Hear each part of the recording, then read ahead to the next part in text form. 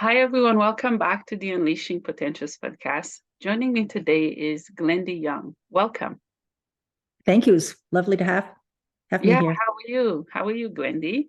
Doing well, enjoying this late summer, early fall season. Yeah, me too. It feels like summer here, like it's hot today.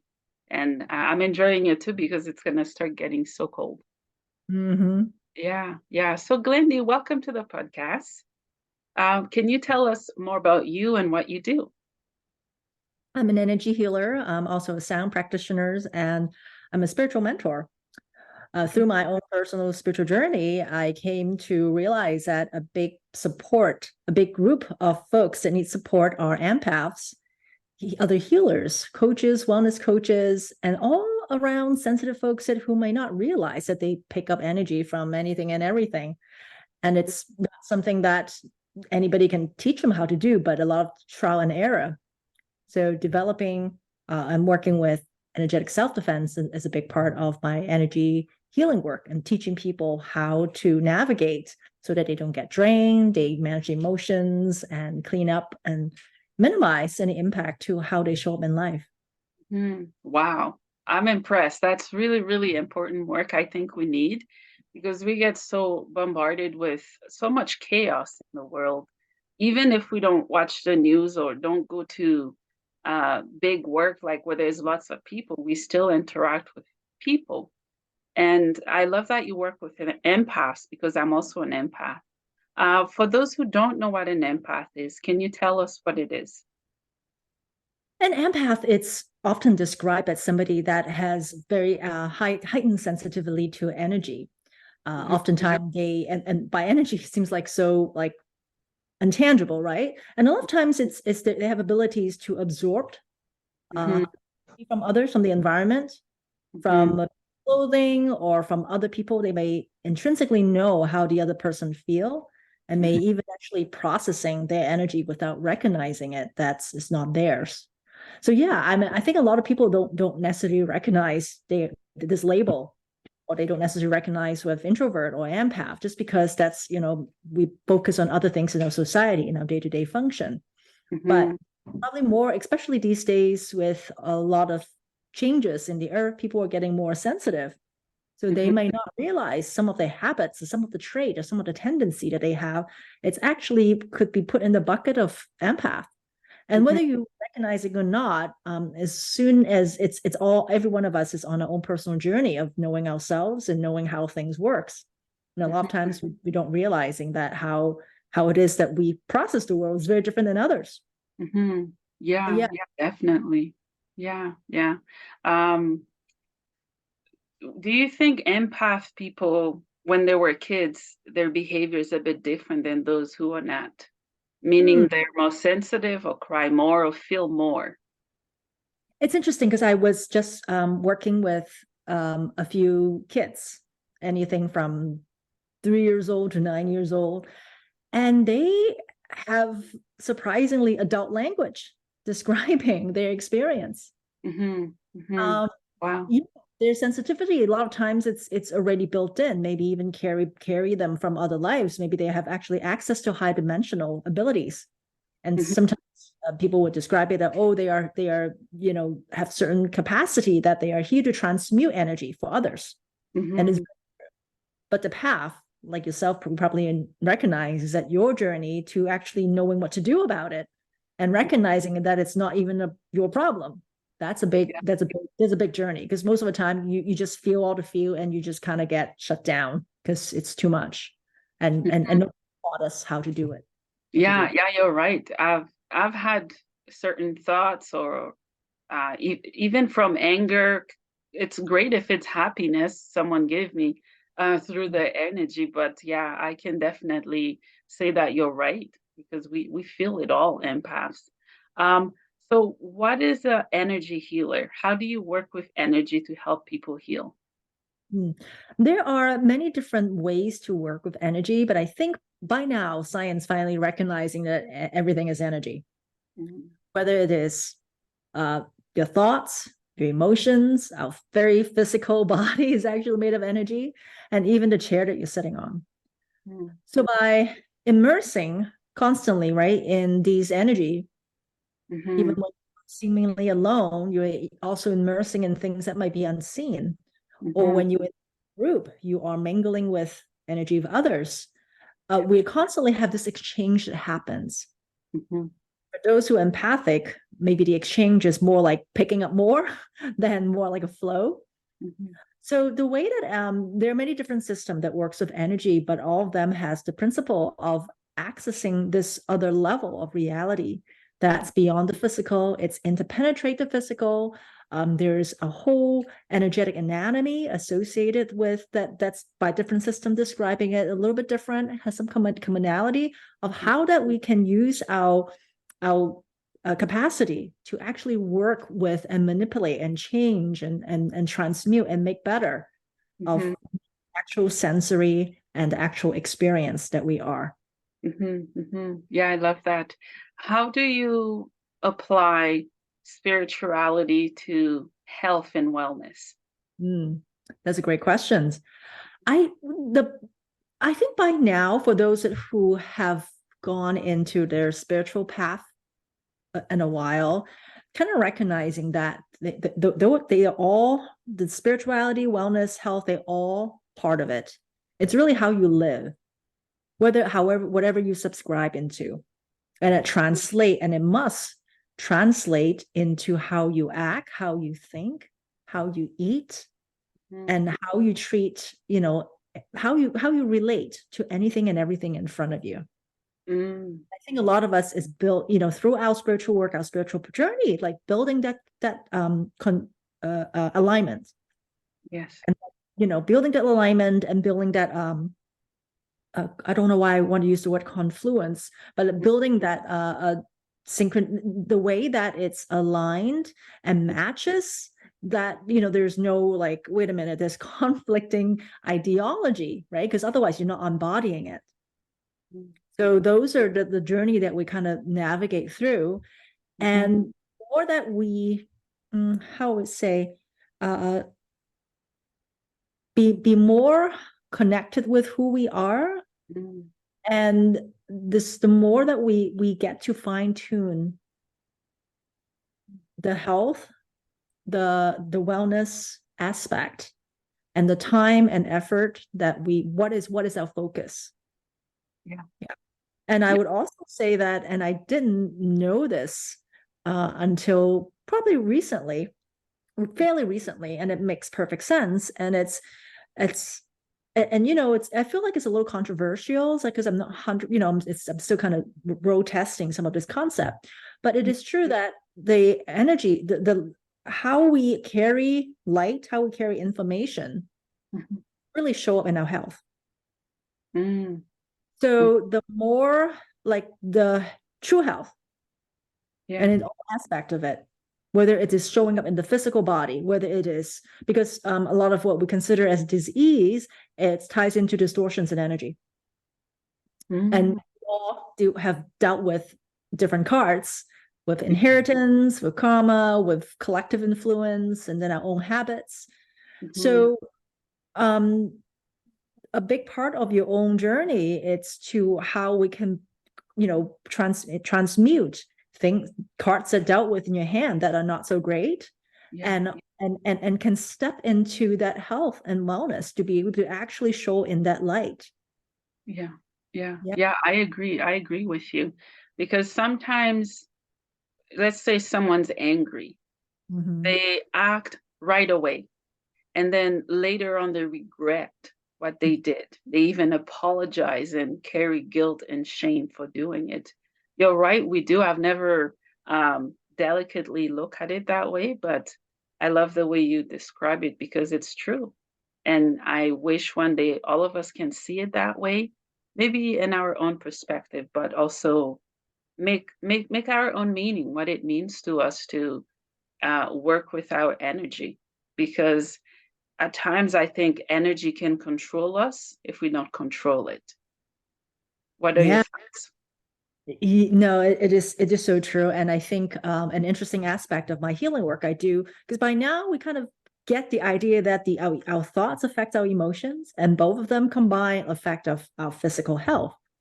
But an aspect that I dive into a lot more. It's on the spiritual, what's kind of just quote unquote spiritual and psychic aspect, that ties into our lineage, our inheritance, our other lives, and more than that, energetic, I'll call it energetic parasites, spiritual attachments, and other more weirder things that we don't talk about, but nonetheless can directly affect what you just described as anger.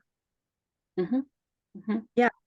Yeah. So part of it, it's really, we need to expand, go beyond just our thoughts and emotions, but kind of really have to address it also, not in separate, but in conjunctions with like, okay, is there something in that, the spectrum on that side that actually affecting how we think and feel and show up physically?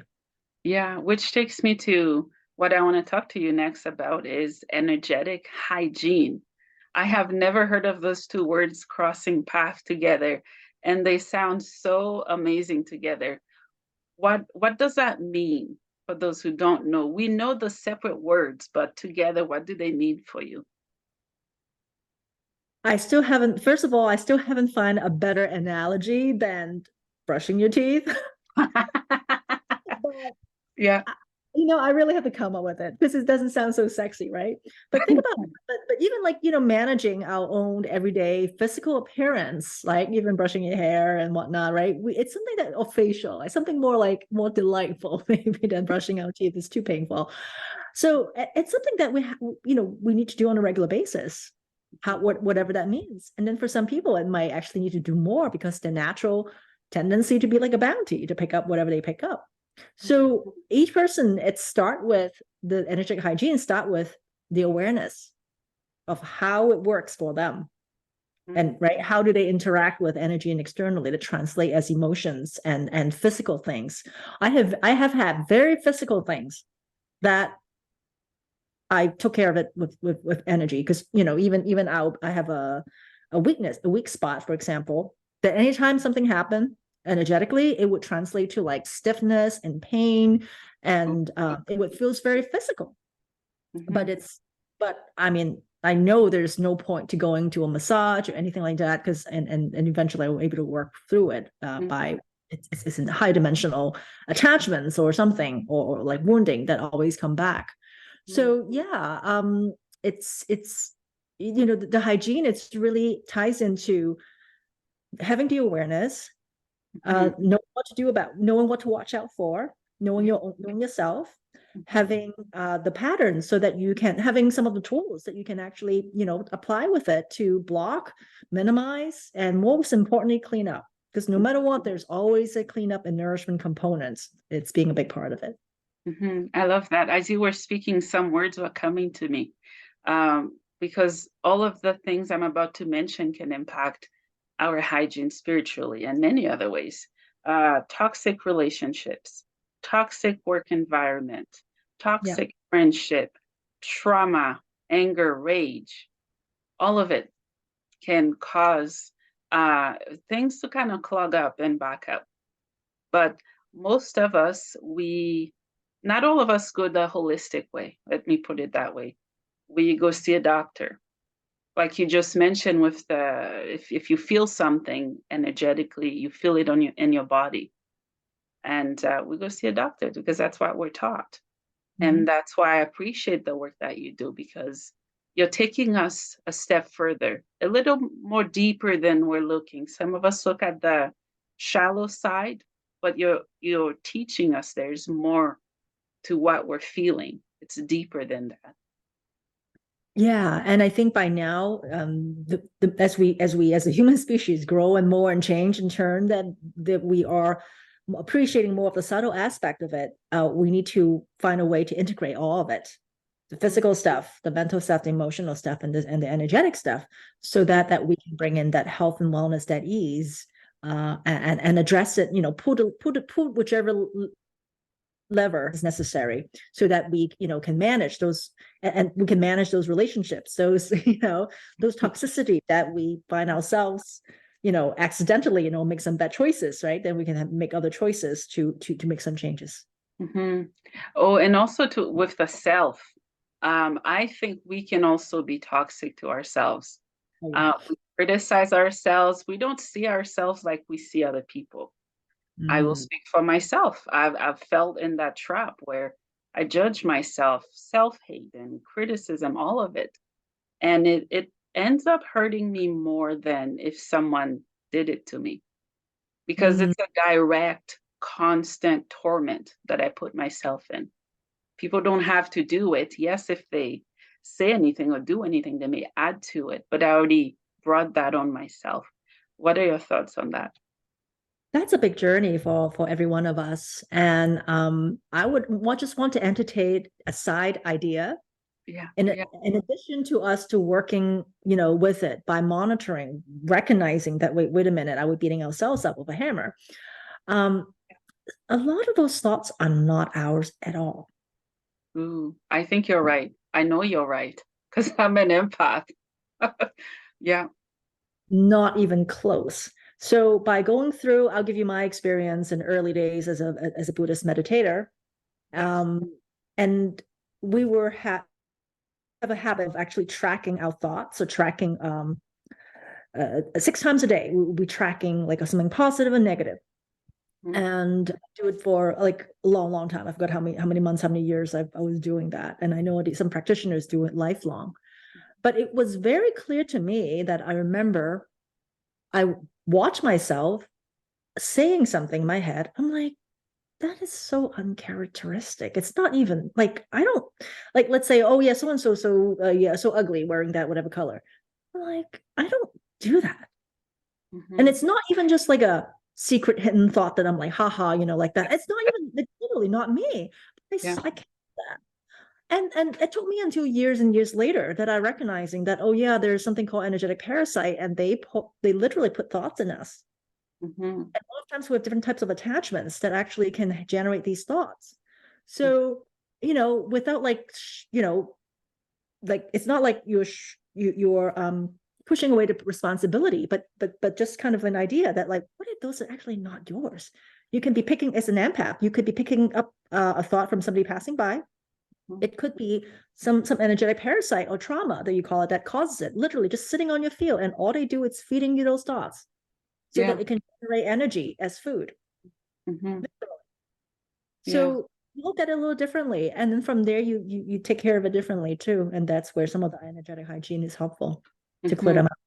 Yeah, Yeah. yeah, I think you Yeah. tied in. Yeah, yeah, I think you tied in energy leaks, which I see here, and also emotional drain. I think we cover a little bit more on those. But do you have anything you'd like to share regarding energy leaks and emotional drainage? Yeah.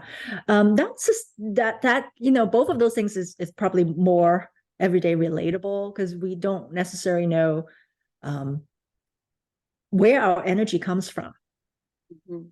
Mhm. right? Because a lot of people translate energy as in coffee, as in how much you can run around, how much running around we can do, right? Mhm. Um, and and sometimes we don't regulate our energy in a way. And as an empath, you can just totally be fine. And next thing, all of a sudden, something happened, and then you just like deflated balloons. Yeah. Yeah. Mm. Yeah. So and like just like as you mentioned, if you are talking to someone's happy, then it brings that like that's like a nice steady Mhm. gentleness Mhm. versus all of a sudden somebody walk into the room bringing in the dust cloud of whatever problems that they're dealing with, and then you are soaking it. So yeah, those are just the symptoms of what you felt, what you feel. Mhm. And Mhm. once you actually recognize those patterns, when it happened, catch it when it happened, just like the way I describe you catching your thoughts when I'm like, wait a minute, it's not even mine. And you ask the questions, is this mine or not? And learn how to self-test. Like you said, you know what is true. So this is, the empath has this superpower, right? It's Mhm. also it's a curse, it's a power, it's a curse.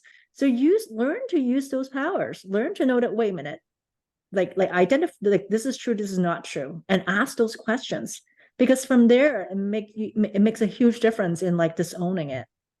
Mhm. Yeah, and this is beyond just physical. Like we talk about. I think a lot of empaths talk about just boundary, more from the psychological standpoint. Mhm. This is energetics. This Yeah. is this. you need the psychological part, and sometimes you might need the scientific psychological part to convince yourself that it's done. But this is a different level of applying the energies on top of the psychology. So Yeah. yeah, uh, it's really about learning the tools, learning the skill to do energy healing. I felt like empath have no choice to learn it, to be honest. Oh, no, we really don't. It's either learning it or continue to suffer, because Yeah, unfortunately, most of us do suffer. We don't have the proper tools that we need to and you keep us don't, steady. and you have nobody to talk to because it's all in your head, like right. And it's sometimes it's hard to other people for difficult to relate. So yeah, I found that it's so helpful for empath to learn some of the skills and as their own personal development to learn to transmute it, because it's such a powerful skill and necessary skill to have on behalf of humanity. Yeah, I agree. Can you tell me more of your journey as a Tibetan monk? Oh, a Buddhism, sorry. Is that I similar? actually, well, I actually came through many systems and many spiritual systems, spiritual community. I'm one of those that it just how it presented itself to me. How do I describe my journey? I started out spirituality very accidentally with like, oh, wait a minute, I actually am not physically coordinated and strong, and let me start with some yoga classes.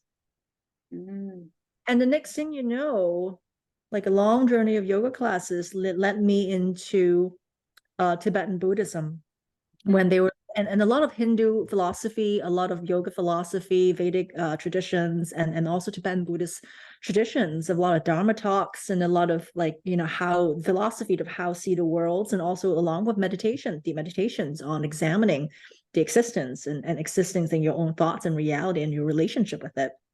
mm, And those things brought me into energy healing. So from a meditation in motion in yoga to deep meditation in stillness, then it brought me into meditations in actions as energy healing work.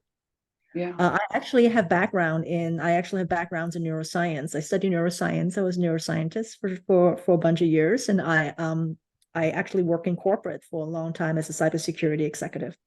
So I have the science path down pat, Hmm. and the science, the masculine world that I was heavily involved in.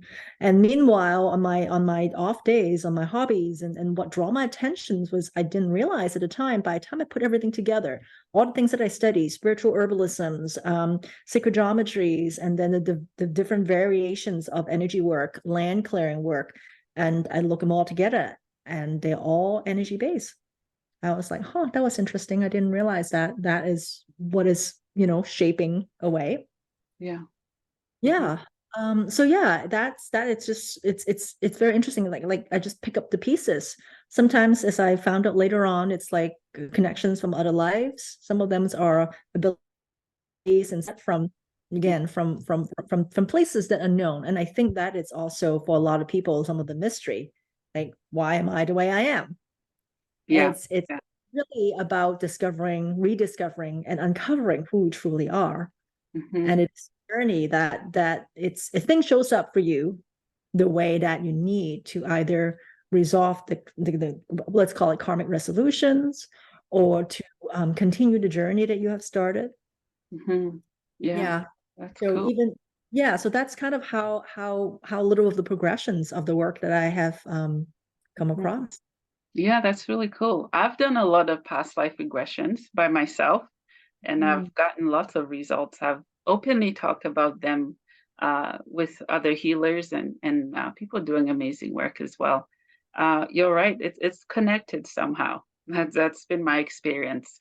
Of an example I'm gonna give is I drowned, and Mm. in this life, I do not like deep water. I'll go in the water if it's shallow, if I have control over it. I don't like deep water.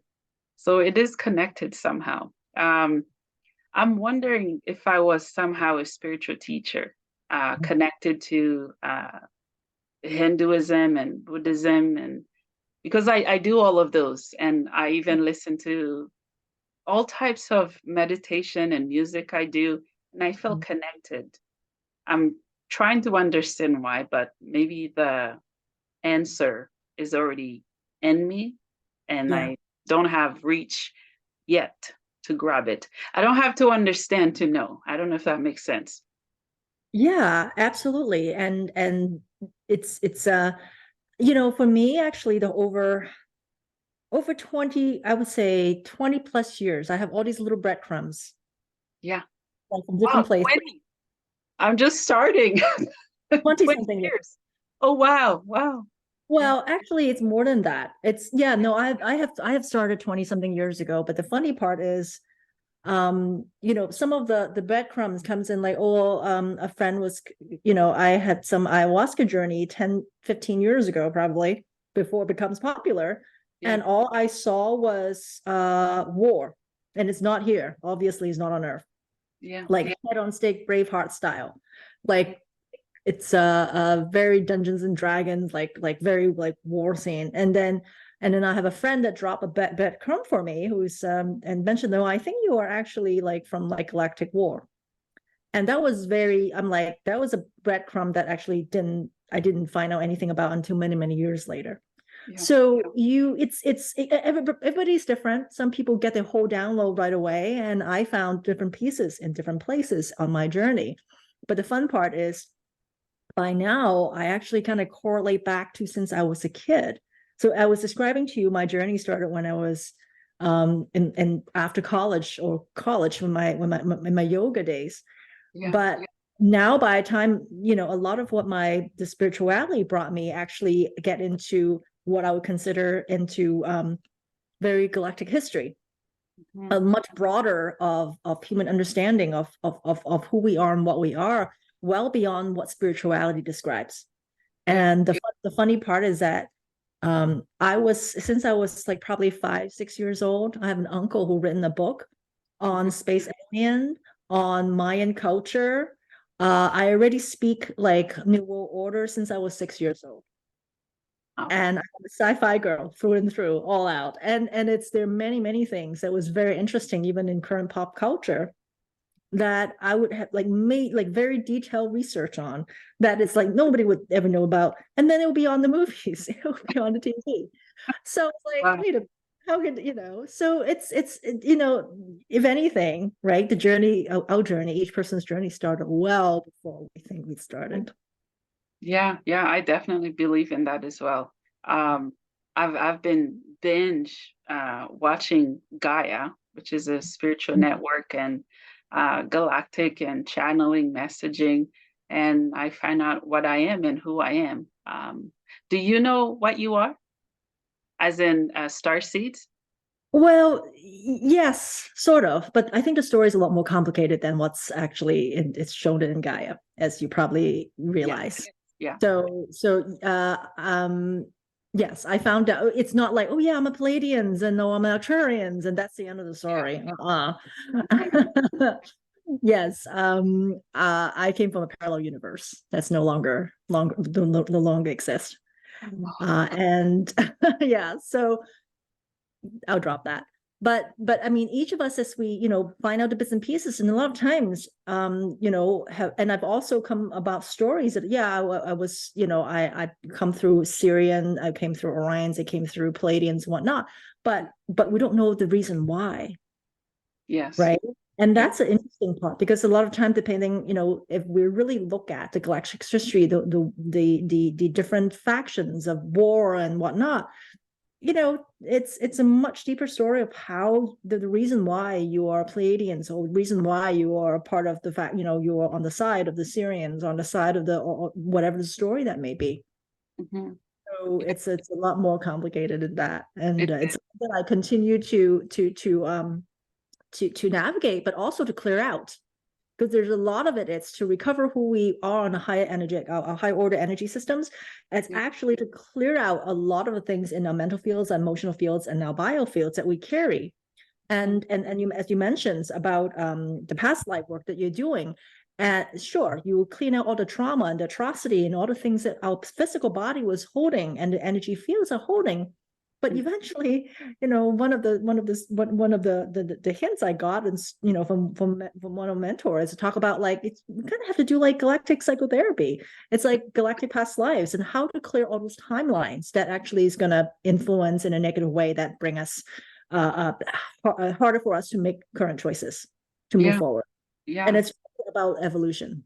Yeah. Yeah, it's a continuous journey. I learned that I am reptilian, the good kind, because there's 3 different hierarchies of them. And yeah, I know. I mean, reptilians, Mm-hmm. we destroy so much. um, but I learned that I was in the warrior caste, defending, and a dragon as well. Uh, yeah, I've been in China and there's other countries in Europe. If you look at some of the flags, you will see in most European countries they have the dragon.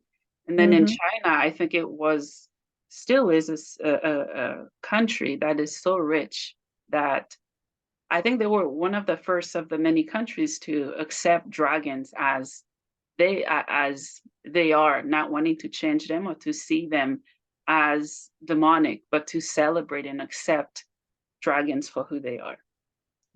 So I find that fascinating. I call I call everybody, like I'll just use everybody, the word everybody for now, like a spiritual mafia. Whether it is a modern spirituality, a religion, or a Dracos or Orions or Aldebarans or Minotaurians or whatever they are, right? They have their own, or Syrian A versus Syrian B versus Syrian C. Although they have their own, projects and agendas, like on Earth and different history time. And don't forget, we time looped. So it's so that's something very interesting. And then everybody have their own projects, and there's a reason why who they are. So and as you mentioned that were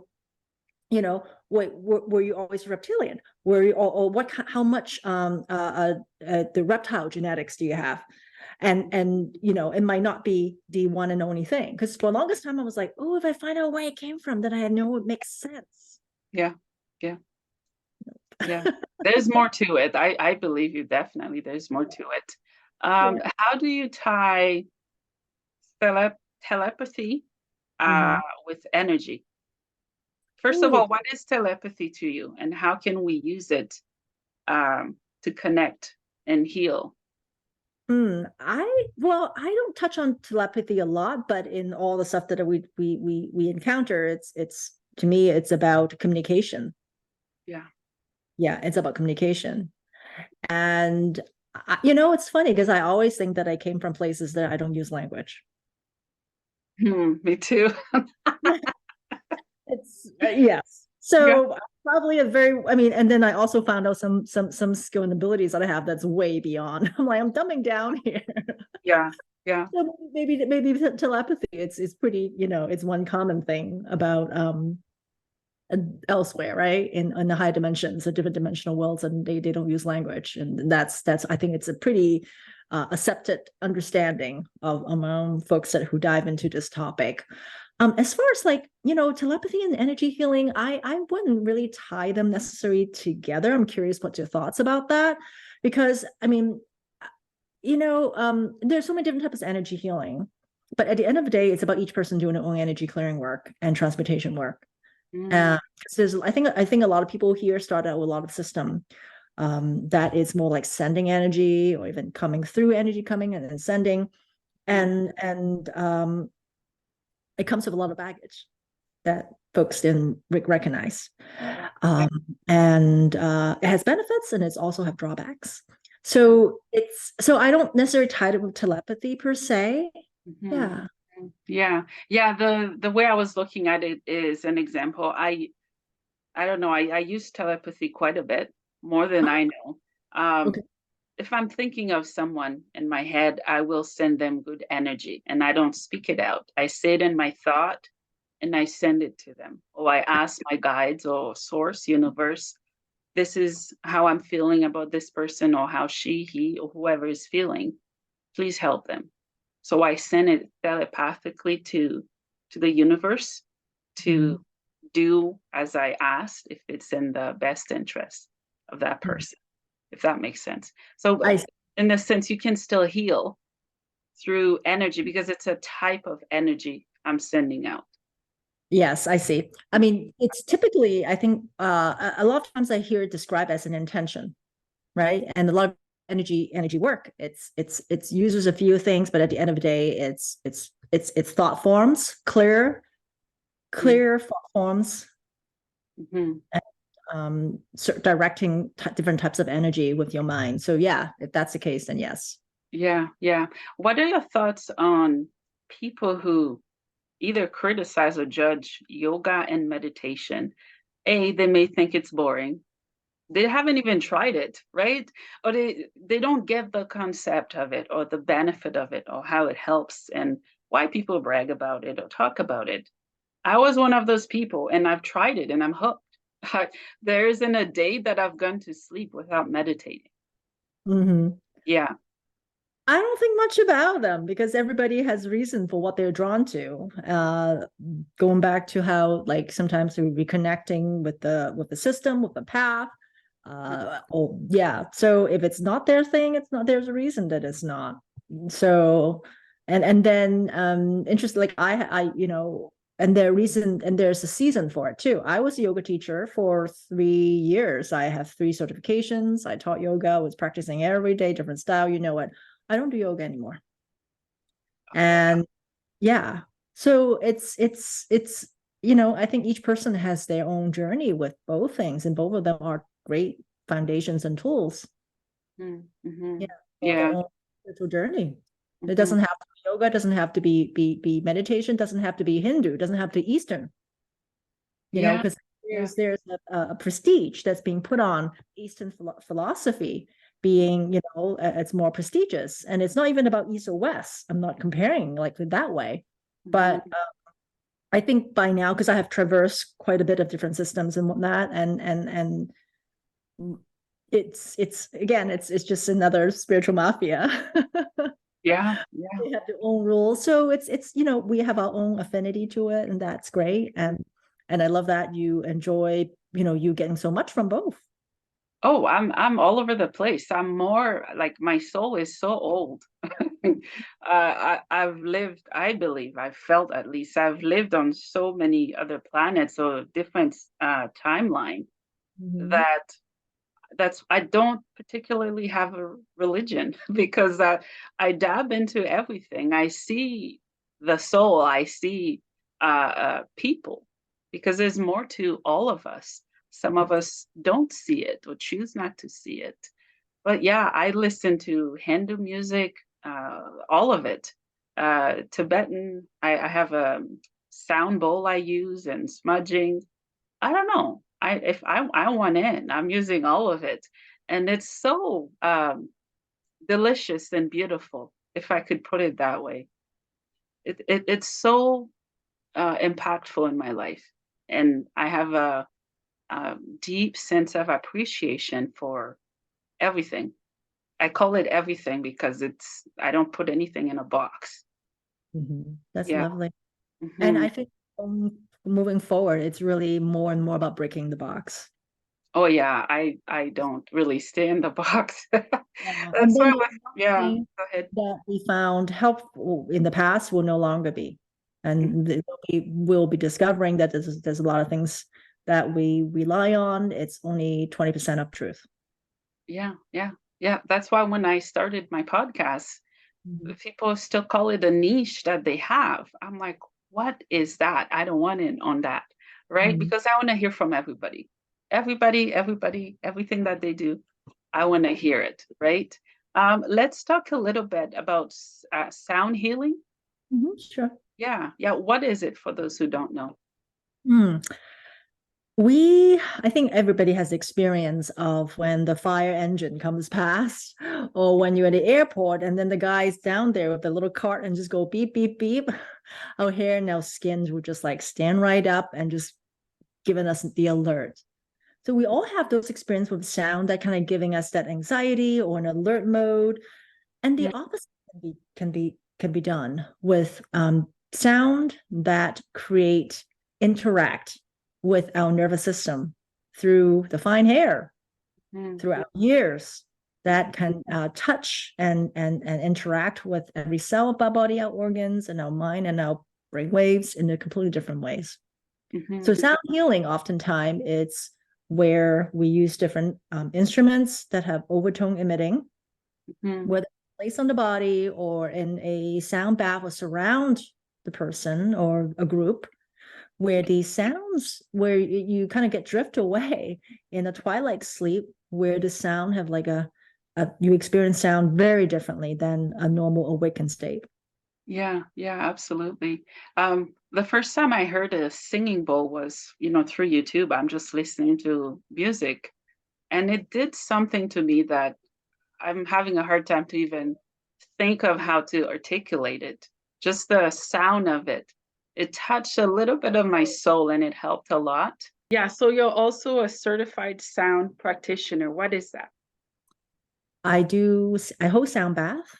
One of the things that I enjoy when I first actually started out doing, left my corporate job and putting all of my energy healing skill set together, one of the first thing that I would like to put in the forefront was sound healing.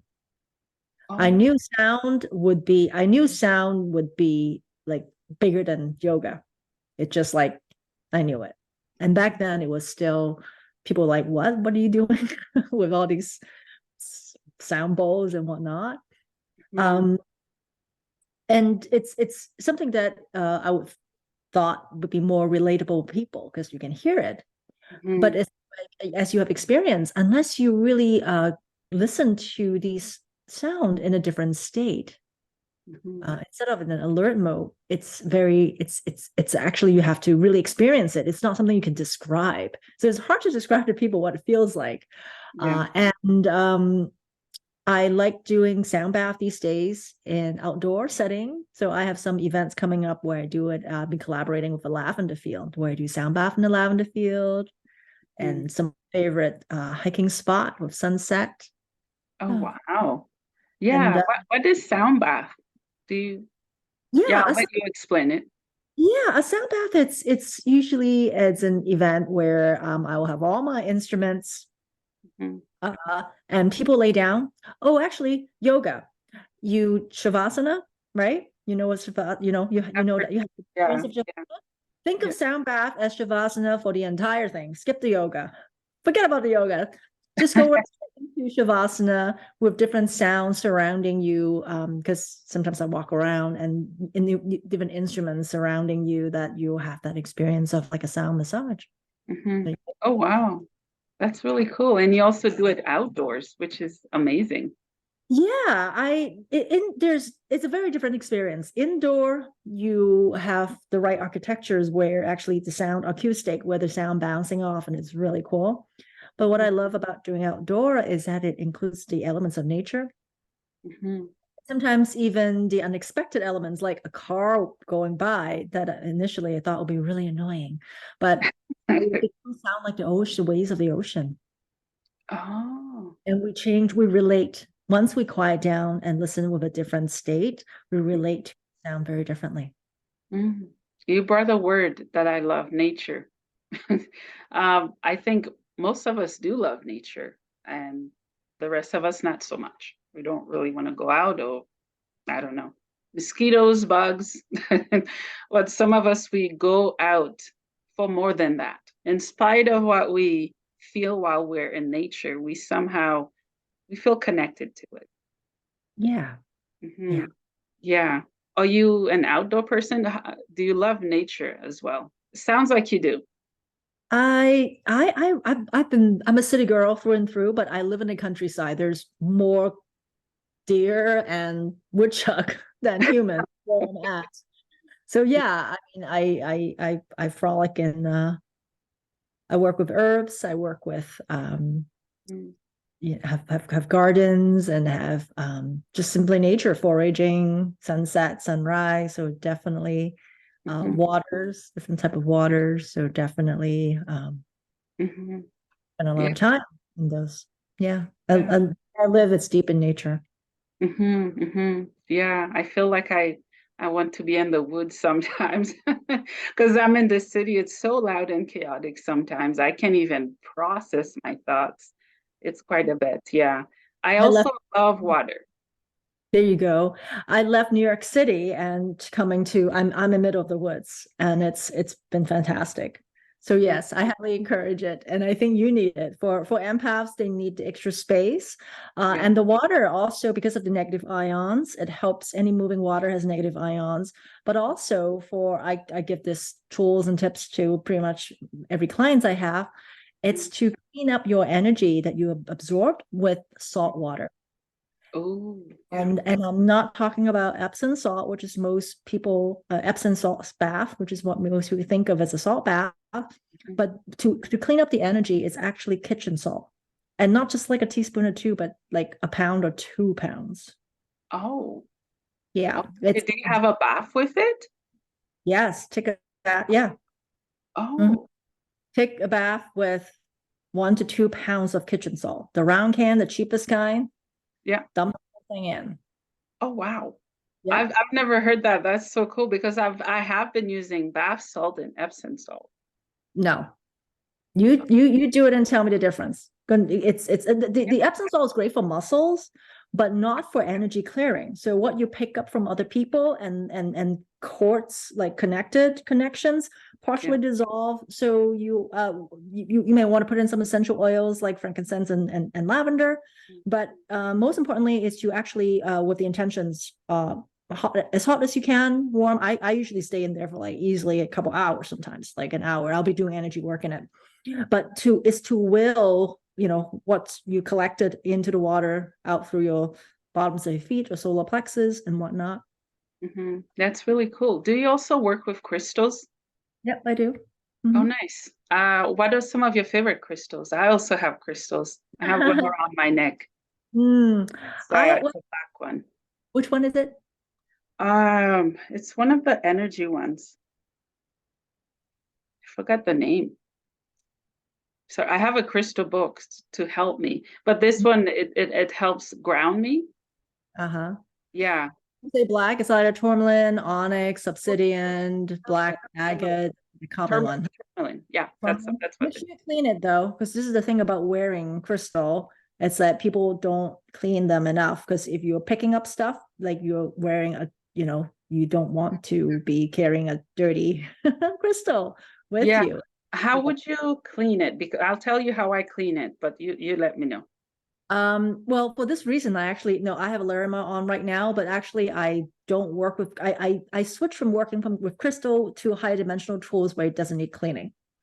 So yeah, and uh by now I usually clean crystals with my high dimensional tools. Oh, It's wow. less work. Mhm. I'll just pass it through, doing essentially a type of energy work. But Mhm. otherwise, previously I would use if the crystal is the kind that can go into salt water, I'll let it soak in salt water because there's a lot of crystals you can't. Yeah. Yeah, so I usually salt and as well as salt water as well as energy clearing with my hands, like with my own energy work on it. Oh, that's fascinating. For mine, I use smudging, a Palo Santo or Mhm. just smudge. What else? Yeah, some of them they can't go in water. I Mhm. want them in underwater. I'm waiting for moon, and I know full moon help also with cleaning them and with sound Mhm. with Mhm. the singing bowl. I read Mhm. that it can also impact the crystals. Well, talk to the crystal. I mean, connect with the crystal directly and see what works best. I personally do not work with the moon, don't work with the moon energy at all. So I consider it detrimental. But that's, again, you have to experiment and also based on your own personal inclinations and what is a good thing. Because I mean, with crystals, in addition to cleaning, you need to reprogram them and you can also consecrate them. So it's different levels of work to kind of bring in the crystals. Also, because the way that we've been using crystals, I mean, all the crystals, I can't think of it on Earth, kind of connected in some energetic fashion. And you almost have to isolate them Yeah. with into your field because it's actually kind of contaminated. Yeah. Oh, wow. I love that. I have a crystal book and I'm learning so much also. Thank you for sharing. I'm learning quite a bit. What else should we talk about? Let's talk about, what's the word I'm looking for? Science and natural healing. There's Mm-hmm. another word that comes with it. I don't know what it's called. I'm thinking it, but I can't speak it. I don't know what it's called. Naturopathic healing Uh-huh. and um, and science. It's Mm-hmm. kind of a big topic, which can go both ways. Um, Meaning that some people choose the natural route to heal, Mm-hmm. and some have to take medications. I'm doing both, and I just want to hear your thoughts on. Obviously, I'm not a doctor. I'm not advising anything, but an example? What would be your approach for someone who has pain? I have chronic pain. What would you suggest for me to do? Mm. I personally, if it is a client circumstances, I start with energetic route to identify some Mhm. of the issue. Yeah. If you do, let's say you have pain that it's more like a muscle physical thing, sure, Mhm. as I mentioned before, you can, stretch it out or whatnot. But at the same time, if it's a chronic thing, like a back pain, how people have back pains, I have uh, that. right? Mhm. Um, you have to correlate it, because if you it will keep on coming back, because how many people have it feels great and you're able to stretch it out, but then it comes back gradually because you didn't address the actual root cause of the issue. Yeah. A lot of people have, they say that like some of the back pains, it has to do with people holding on to anger in the back, uh the chakras of the back, lower back. Yeah. And that, so if you're not clearing the energy there, then it was keep on coming back. Mm. Yeah. So it's and it might be that might not be the cause. That might be actually has an imbalance in minerals and nutrients and whatnot. So Mm. one way, it's if you can learn to muscle test or dowse, which I do. I use the pendulum to of Yeah. those identifications. And sometimes like for me, I already know this particular pattern that I have, that Mm. anytime that if it's showing up, having I know exactly how it would feel, and I know exactly it has nothing physical can help. Sure, I want to press it, but I know that I have to do it the other way. Mhm. So I would say that, like, if you have a pain, if you go into a lot of naturopathic doctors are already also working with energy. So at the end of the day, you might have to address all of it. Yeah. Mhm. Yeah. Mhm. And Yeah. I personally like to start with the energetic route, because Mhm. the energy, your physical body moves after the energy. Yeah. So it'd be a lot faster. Yeah. Yeah, I agree. Yeah. Yeah. For mine, it's constant, chronic. It lifted off for about a month, which was a nice relief, but it's on and off. And is it Um, back?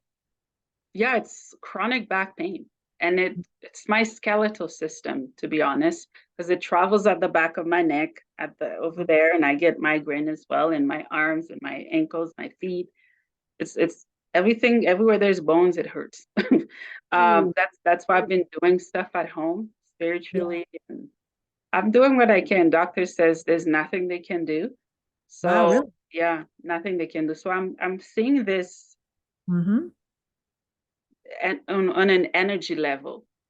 I'm also learning about the chakras, and Mm-hmm. for mine to start where it is, I know I had a traumatic childhood Mm-hmm. and a lot of suppressed emotion and anger. And I'm assuming, in my opinion, maybe I carry it on the bottom of the spine because the first chakra is for family and ancestral trauma and all of that good stuff. Hmm. Hmm. Yeah, that's a lot to carry. Yeah. Yeah, yeah, It's, yeah. what's interesting that these days, recently actually, so I do different style of energy clearing work. Hmm. And one of the latest work that I'm working on, it's instead of me doing the work, it's actually making my client do the work. Oh, I Because love that approach. exactly, because I want to get out of doing energy work on client, because it's more important for them to learn how to know the body and recognize how, it's not like I can always be there. It's way more important that when they actually do, doing the clearing and maintaining. But what interesting, what you describe is that you may be surprised, like with your body is giving you signal. Your body's telling you something. Yeah, yeah. I don't understand it because everywhere is pretty screwed up. I have mental health issues as well. That's Mhm. another Yeah, level. Yeah, yeah. everywhere. So it's all over the place. It's like having seizures. I can't pick and Mm. pin where it's coming from if it's everywhere. Well, since you're a good meditator, how about having a deep conversations with your body in your meditation? Oh, that's a good idea. Yeah. That's a Mm, really good idea. I'm writing it down. yeah, yeah. Why Yeah, not? yeah, I love that. Yeah, yeah. Mhm. Tell me more about your retreats that you do. Who are they for, and when do you do them?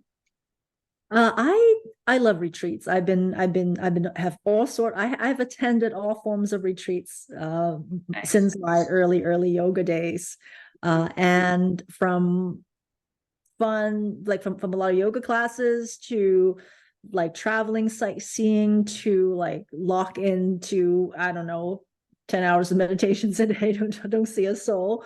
So I have a variety of a wide range of retreat experience internationally and covering a lot of different grounds. And what I love to offer, especially where I'm at, it's study to nature that infuse so that we can actually drop in and recalibrate with sound healing, with flower essence. I love the work of the flower spirits because that it's affect our consciousness and mental emotional level very gently. Energy clearing work, and I have all kinds of tools, like I mentioned, that it's very a bit unconventional, I would say, for normal spirituality, even though there are actually a lot of scientific um, connections, if you will, that actually affect our energy body profoundly. I also love local foods. From my local farmers, as well as from my own hydroponic gardens. So my retreats here, I do private retreats that can for an individual can come with their friends, that where we create a program for them, and sometimes it's like it's learning about spirituality, going down the rabbit hole, or learning about how to do energy healing, to how to use crystals, to learn very specific things, or creating actually energy tools, all the way to just relax and connect with them. And I also have a 1 day retreats coming up. So people can just spend a day with some of the mixed modalities that I talk about and have that experience. Yeah. Yeah, yeah, that's Yeah. really It is great for people who value self-care in a deeper way to get self-care, but also practitioners, empaths, wellness coaches, healers who are needing the next level of energy care. Yeah, that's awesome. You also have online programs. What does that look like? Do you work where you were or just around the world with different clients?